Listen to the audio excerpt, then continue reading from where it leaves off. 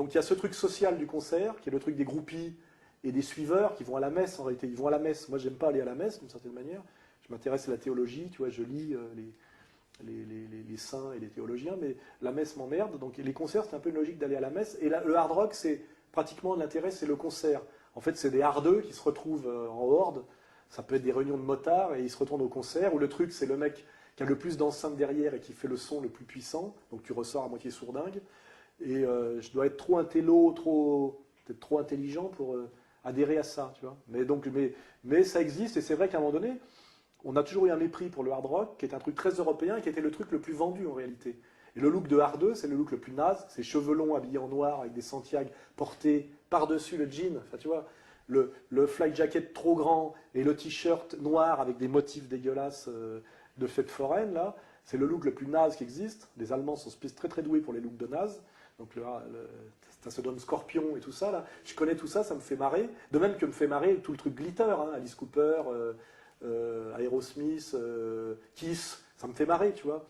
Et même dans mes compiles, j'ai des trucs genre, comment il s'appelle, Gary Glitter, tu vois. Ça me fait marrer, j'aime bien. Mais c'est un peu du deuxième degré, voilà. Et en fait, c'est pas très sympa d'aimer le hard rock au deuxième degré, parce que c'est quand même se foutre de la gueule d'un certain prolétariat, parce que c'est quand même la musique des prolos, tu vois. Et en fait, j'en suis pas, quoi, c'est tout. Faut avoir la modestie de son arrogance, tu vois.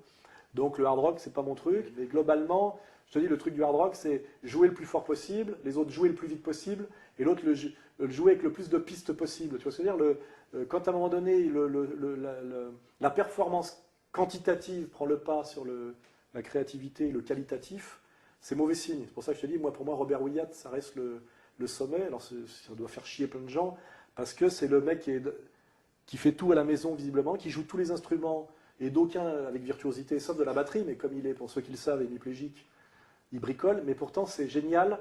Tu sais, comme peut être génial un artiste d'art brut qui, avec des vieux, je sais pas quoi, des casseroles rétamées, des machins, des bouts de ficelle, te fait une œuvre, un chef-d'œuvre, tu vois, voilà.